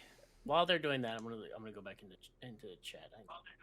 Guys sent me a Discord message as well. Oh, never mind. It wasn't about this. Okay. So Zombie said, but when the baby gets to a point in the womb, it's not just her body, referring to the mother. It's another living body. In the second trimester, a fetus can hear and connect to a mother's voice and react to her voice. So there's that point, but I think this is just going to be a subjective. It is. It's not like there's no, like we said earlier, there's no black and white answer to it because there's so many gray areas, and it's honestly it's case by case, which is why I don't think that it should go to the states to decide. I agree. Can Chris? Because can she hear us? Because I don't think so. I think okay. No, she can now. Okay. Hi. If you swing Alex's mic back over and tap the top of it, Christian, so the lights on it. I think he's getting another pair of headphones. Good. Okay, there you go.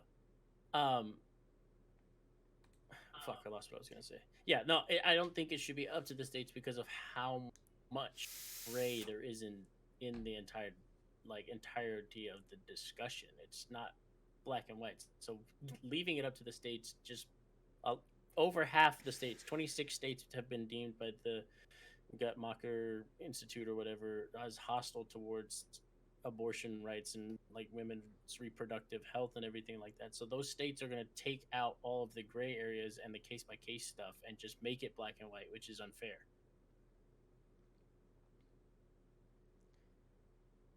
She can hear Alex. Switching headphones. So yeah, I don't. That's why I'm not comfortable with it going to the. Well, that's not why. That's one of the reasons why I'm not comfortable with it going to the states.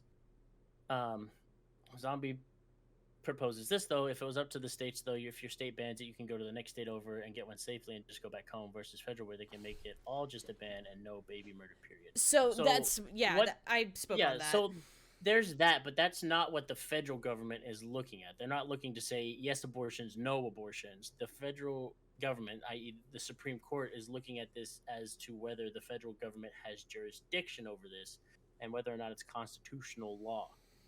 They're not coming forth and saying yes abortions, no abortions. They're trying to turn that back over to states' rights for the states to decide. So yes, if they do that, then you could travel to another state where it is legal, but why? Why make it that difficult for people? And with that, it's also becoming a privilege thing, like having access to transportation. I don't And one of the other things that is super contradictory on these people making these laws is if, say, that these lawmakers, if their daughter got pregnant and they were like, "What the fuck are you doing?" that they would get their daughter an abortion like that, no matter what the law was, which is super fucked. Because they're in such a position of power or whatever that they can do that and do it on the DL without anybody fucking hearing about it. Their daughter will get pregnant, nobody will know about it, the baby will get yeeted, deleted, and nobody will hear fucking like two words about it, even if it's illegal in their state. Which is why it should be held in federal legislation, in my most humble opinion. I'm saying. It just shouldn't be correct. fucking...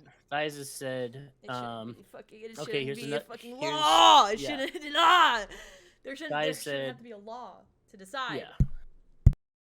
I said, okay, here's the things. If you leave it to the federal government, then there's no way that will go to one side or the other, and no one will be happy. But if you left it to the states, then every state can regulate how they will want it, and the vast majority of people will be happy because the people will get to decide. Well, that's the thing. The people aren't getting to decide, Thies. Like we mentioned earlier, places like Texas and Nebraska and other states that are super hard on not having abortion, they'll have not riots, but maybe riots, and marches in the streets, and people will be petitioning their state legislature and the governor to reverse this, and they're not going to listen because they're already doing that in these places. They're out there going, no, this is not right. You guys can't do this. And Greg Abbott is just giving the entire state of Texas the middle finger. because he doesn't give a fuck, because the people that vote to keep him in power, he's pandering to because they'll vote for him again. So in a perfect world, yes, that's how it would work, and that's how I would love the friggin' government to work between the federal and the state level. But that's not the reality of what we live in. Representatives don't go based off what the people want them to, not like it was back in the infancy of our nation. In the infancy of our nation, representatives got voted in because they actually listened to what their constituents said. Now they listen to who pays them the most money. I would love to hear what Kristen has Boom. to say as well. So yes, Kristen came on here, and we have not yet given her a chance to talk. So That's okay. I didn't want to inject my thoughts interject. past when they fit into the conversation. No, it's fine. But I talked to Alex about this the other night and a couple times. Back to the issue of arguing about when life begins. You could go on with that forever and ever. But it still comes down to the woman's body, the woman's life, which is already being lived. And I posed it to him: if I was pregnant, something happens, it's me or the baby. There's a baby inside of me. Either they're going to keep my body living to grow the baby to term to be born, or the baby needs to die and I live. Who do you pick? Whose life is more important? And he's like, obviously it's you. 100% I would her. say So the they're- same thing. 100%. 'Cause I even, could it's always- not even- It comes down to It's like not even a everyone's like, decision. but it's the baby's life. It's the baby's living a life. But it's also the woman's life, and first and foremost, it's the woman's life. Yeah. The, No, and I agree with that. anyone in 100%. that situation would pick the mother because the baby Yeah. hasn't started living its life yet. The mom has. And this is maybe very calloused on my point, know what I'm gonna say, but if like Haley and I were to like get pregnant and it was going terribly wrong, and that potential was there, I would be like, delete the baby. I can make another one. Well, but then the decision goes to, is it a decision based on quality of life, or is it a decision based on existence of life? At that point, I don't give a fuck. I'm more worried about having Haley in my life. Like a child at that point is a bonus. Correct. And everyone would say that. So it just points to the fact that like the woman's life is what needs to be accounted for first, Hmm. and that it should be her choice to decide what happens with her life. But if it's just an inconvenience in your life, or if it's going to be a hindrance of you being able to have a life, is a completely different topic. You're talking about two completely different things. Being a child is never convenient. No. True. You can plan all you want, but She had having a one, baby and I is helped take never- care of her. Right, it's And not- I it's can never tell you that it's not convenient. convenient. Right, Exactly. And that's why the Well, you're here for the population most- is That Convenient part of it. like and that's why the population is declining, because women and men honestly are looking at it going, we have goals and dreams we want to achieve before we start a family. right. And that with our generation, and I think Because- the generations coming up after us, that's what's more important to us at this point, is living our lives, and then when we feel somewhat fulfilled in that point, then adding to it.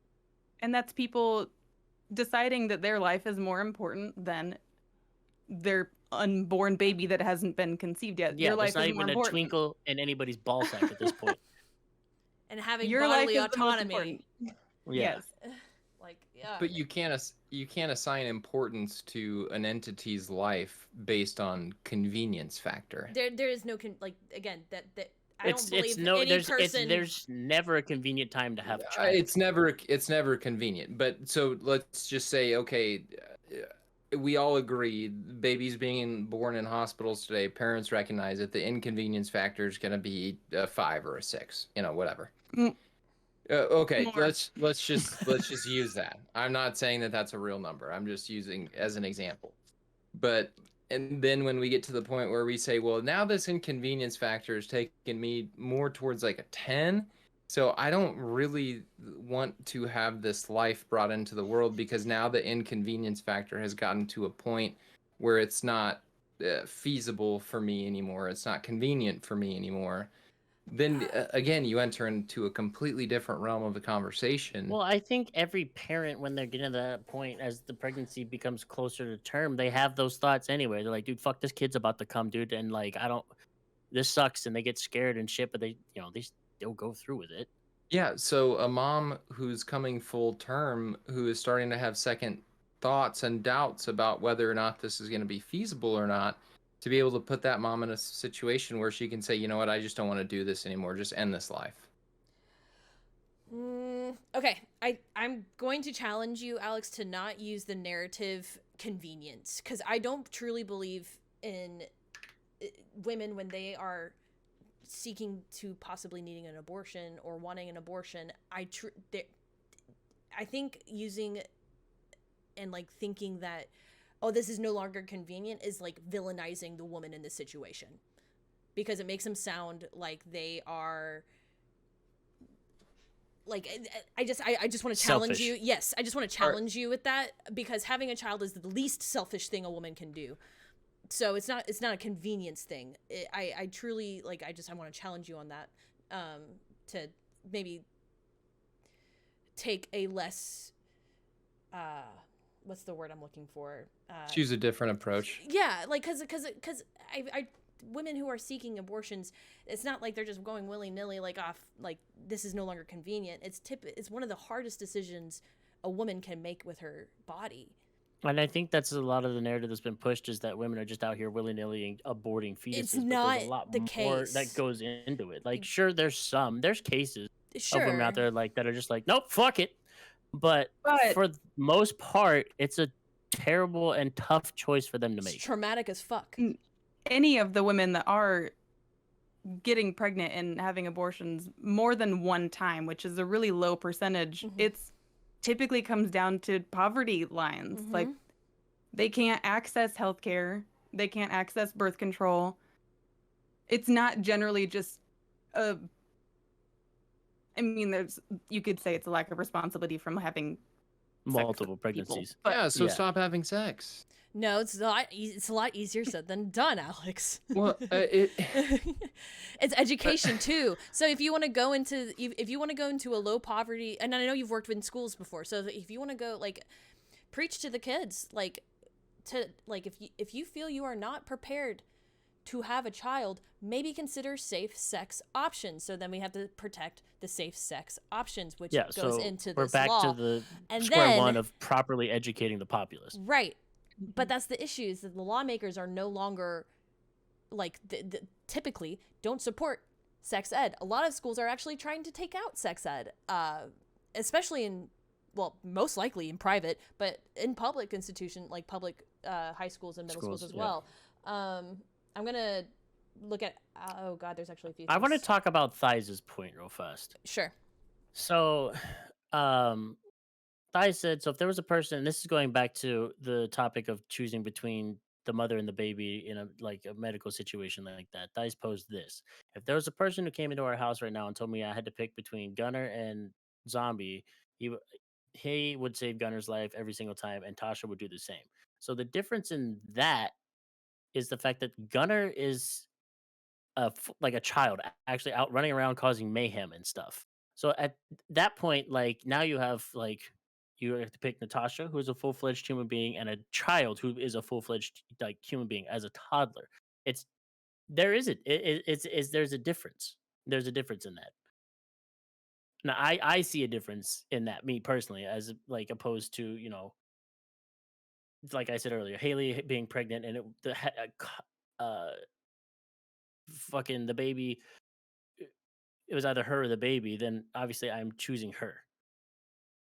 But you have memories and stuff associated with Gunner, which is why, you would I would hazard to say you would pick him over, because you've have memories with him, you have a life with him, he's been running around terrorizing your house.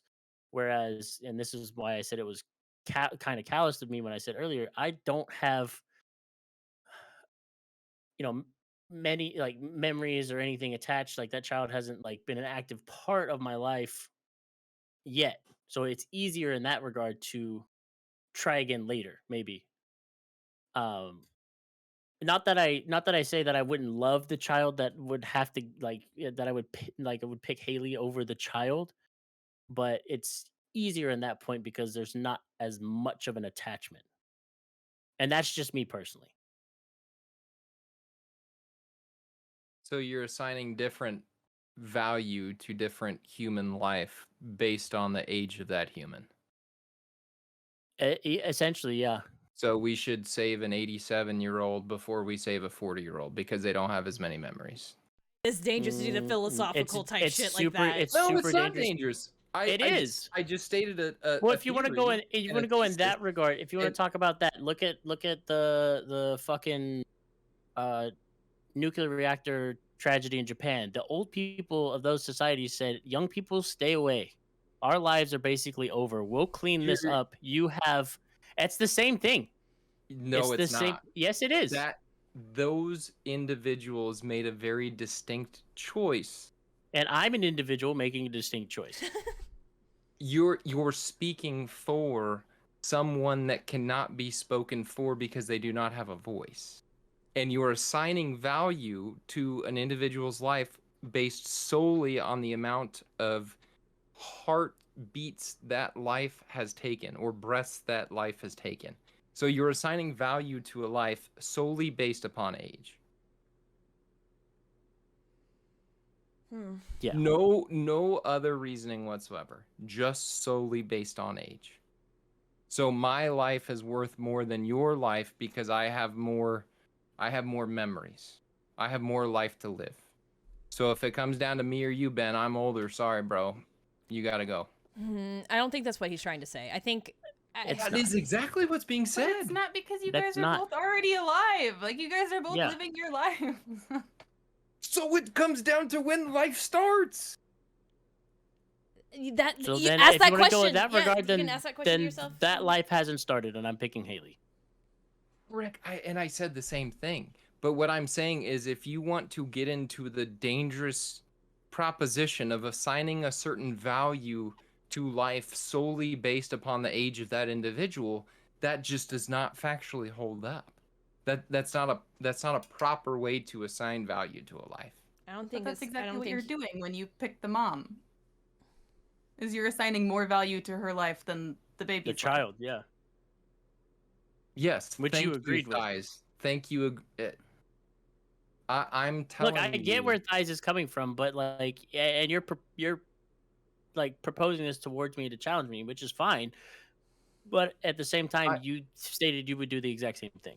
Correct, and I would. So again, if we're coming into a situation where it's Kristen's life or the baby's life, The unborn baby. the not my unborn existing baby, child.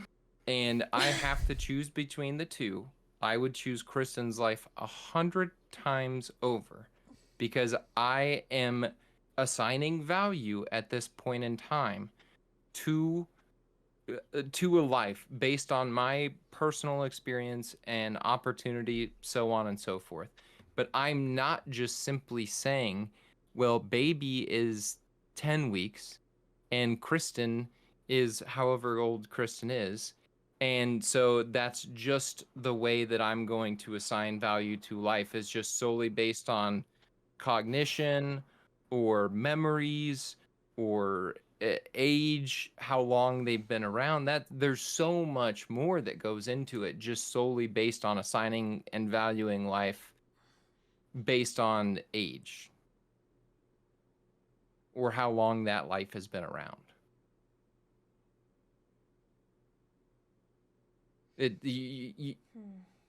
You can't assign value to life based upon age. You can't do it. It's not right.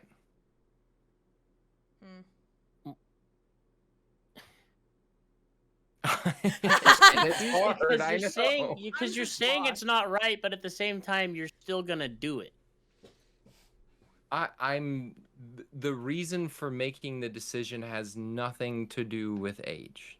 I think you're the one that When it brought doesn't age have anything into to do it. with age for me either. The point I was getting at, it's because it was based off what like Thighs said. Like, if the same thing happened to you, if somebody busted in your house right now and said it's fucking Kristen or Reagan, Pick one.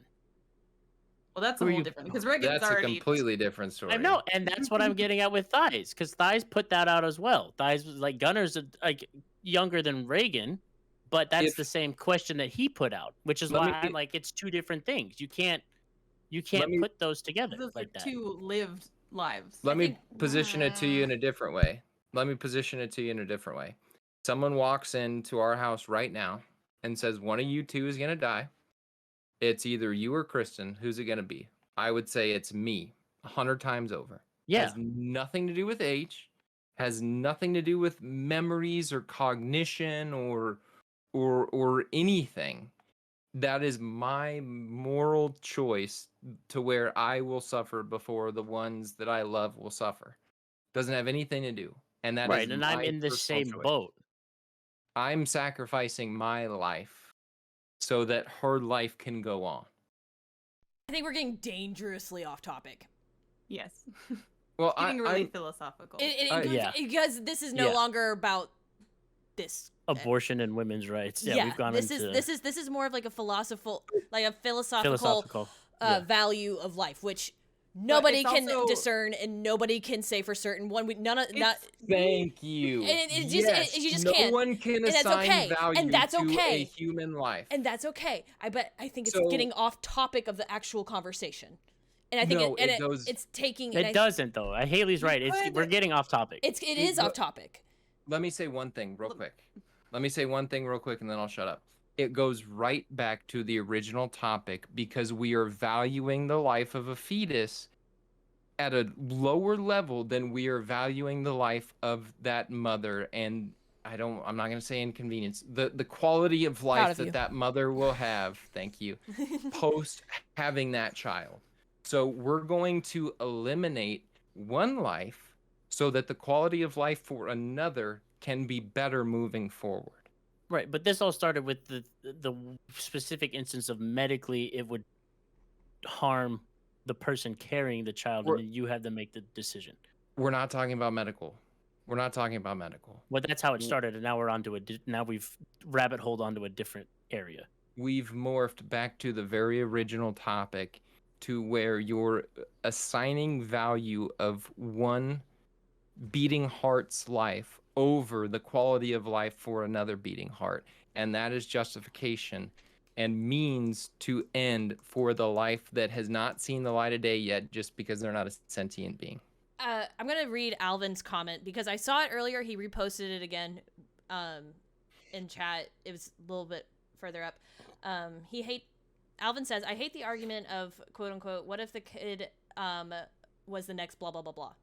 What about the woman or even the men to some degree? These people have their own dreams and aspirations, and them being forced to have a kid that takes a lot of money and time and can derail what these people could become. It ties into what Ham said earlier because it could be seen in the way to keep people down and keeping a steady workforce. He also said, I've been mentioning this all stream, people who are poor are vastly more negatively affected by this type of decision. And these poor people don't have the right systems set in place to vote to try to even attempt to try and advocate for change. And there's I agree with a lot of this because I think it's also like a systemic thing. Like not only is it hatred on, I think, like I said earlier, and it's a very harsh statement to say, but I think it's a blanket hatred towards women in the male-dominated systems that are making these laws. Not just men, but women too. Fucking Marsha Blackburn, you can suck my dick.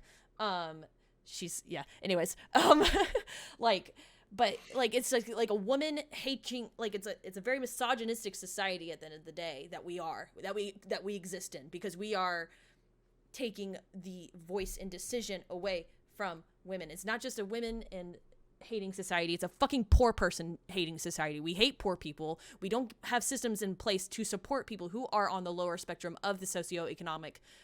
So it's like this is negatively affecting people who experience these things, that intersectionality of being a woman and poor, and like, oh, we hate both of them, so fucking yeah. So like it's a systemic thing, it's a misogynistic thing, it's so much more deeper than valuing life. It's not.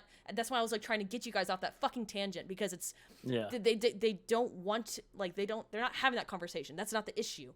Like, we can have those type of rhetorical and hypothetical conversations all day. At the end of the day, we're never going to come to a fucking agreement, because we all have our same different sets of morals and values. Different sense of morality. Right. Like, for me, I believe in life begins when that fucking child starts screaming when it comes out of my fucking vagina. Like, you know, like, that's when life begins. It doesn't come out of your vagina, because you don't have one. So therefore, that's just my opinion. I don't know. It's like, we can go down that rabbit hole all day, but I truly do believe, like, the things that are happening right now are trying to create this intense narrative to kind of shroud the actual feelings and thoughts of the incompetent and the impotent, probably, men trying to force this shit down, because they don't want the voices of women and the decisions of women to become more apparent in a society where that was really not really the goal. I don't think you're far off, actually. Because it does feel like it's all coming from the stance of a what if. Like I said, I hate this earlier. What if you meet someone later that wants to have kids? Well, then that's not the person for you. Yep. You could find somebody that shares, you. But you're giving the hypothetical person you more go- fucking you- autonomy yeah, over your own fucking body. Sorry. Yeah, like you find people in life that you want to have a relationship with or eventually get married with, whose morals and values line up with yours. So the narrative of, well, what if you meet someone that wants to have kids, is null and void, because who cares? That's not the person that I like. In that case, that's the person that they want to be with. They want to find someone who's like, yeah, that's fine. I don't want to have kids. Oh, sorry. Or I forgot I whatever. wasn't muted. Like that. So like, we don't need to. We can't push forth like an anti-abortion narrative based off of the hypotheticals of what if so and so meets someone else and they want to have kids. Okay, that's not your relationship to get involved in. Yep. You're talking about two different topics, though, and kind of blending them together. Like, what if... So in the case of a hysterectomy or a vasectomy, what if you meet someone down the line that wants to have kids? Completely understand, completely agree. Nobody else's decision to make other than your own. But it comes back to the value of human life. And... It doesn't know. Well, you're talking about two different topics. No, because these are intertwined. The government, or not the government, the state's governments, if they go to force women to carry to term, the woman might not want to have kids. The person that she's with, like, might want to or whatever. Then, like, A woman that's had a hysterectomy can't have kids. right? I'm not talking about the woman that's had a hysterectomy, but you know how That's hard what it we is were just for- talking about. What? No, we weren't. Nobody said that. I And have a that- different. In that discussion right there, nobody said anything about hysterectomy. Talk about that. It's basically impossible for women to get hysterectomies. I take because grace pills. not once did we like, what if? Nobody said anything about hysterectomy. You just Kristen, said. what were you? Kristen also had a point. Rather than y'all arguing about who said what. You guys Fair. can keep arguing. Yeah. What you're talking about. Rather than just But- moving on. Let's say moving on from when life begins, the value of life, people that are pro-life don't seem to take into account then what happens to that unwanted child who is born, who is given into the system, who lives in foster care or in an abusive home. Then where there is the quality of life? Yeah. Like the systems are not in place to handle that. And being that the system's already overwhelmed with the number of children in foster care, it can't handle any more currently, and especially with the number of abortions that are being performed, if you're forcing all of those to become children, the already diminished quality of life of the children living in those circumstances is only going to get worse. Mm-hmm. So you're saying that them living a horrible life of being abused and feeling unloved and feeling unwanted is Better than not living better at than all. them not ever starting their life. So Dan Hoppin should have been aborted then. I'm not saying that children that are in foster care should. That's a viable option for people who want to bring that life into the world. And everyone enters that situation wanting to give the baby to someone who will give it a better life. That's their what everyone's goal. made to believe is like, have this baby, give it up for adoption, someone will love it. I have clients who want to adopt babies and they can't. They won't let them have a baby. There's none to adopt. They can't find a surrogate that's not either on drugs or is 40 years old.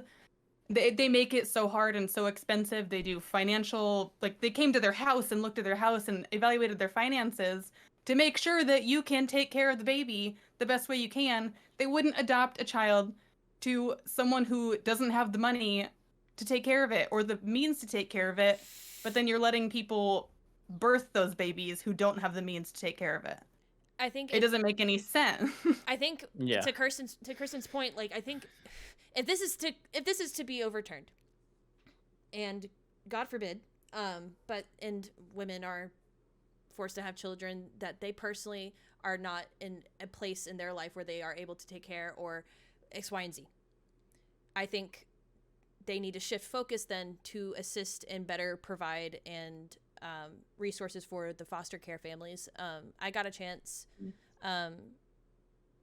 to sit down with a family that foster cares like children. They were beautiful and fantastic, but not every family who takes in foster children have that, like they are not as well a decent off. Decent amount of them just do it so they can get money from the government. That's kids- also a dangerous That's not narrative true. too. That's a dangerous narrative, That's Ben. not true. Don't villainize it like that, because then But there's There are plenty of some people that who there do do are that, but there are I've- some people, I've sure, had a but lot of great foster families come through my system when I was in the early childhood education system. So Yeah, I'm not discounting the ones that do a great job. okay. But with that being And there's said, bad apples in every batch. right? I mean that can be said Just for like there's any bad parents who have their own right. kids. Like Yeah. that can be said for anything. but we can't. But my main point with that is like, actually, it kind of touches on a point that Ben, you made way earlier in the conversation. It's a lot of the Republican states are the ones who are pushing this, are also the ones that don't push government aid that is like in desperate need for these systems to maintain, like DCS and just in general social workers. I'm a preach as now one, I guess, like dramatically underpaid, dramatically overworked. It is one of, like, DCS I think is one of the highest overturn career because it's not sustainable the way they have it. So sure, take away the women's right to choose. You better provide for like the kids that are now born and being pushed out into society. Like if this is really your goal to fucking take away the women's right to choose, fine. You better Well, make it. Amen. You better fucking make it more sustainable for the lives that are now being put into society, because right now they're fucking Amen. suffering. That I think we're gonna wrap it up for the night. Thank you to everyone for hanging out and talking with us and being active in this one. We will catch you guys in the next one. Much love. Tell somebody you love them.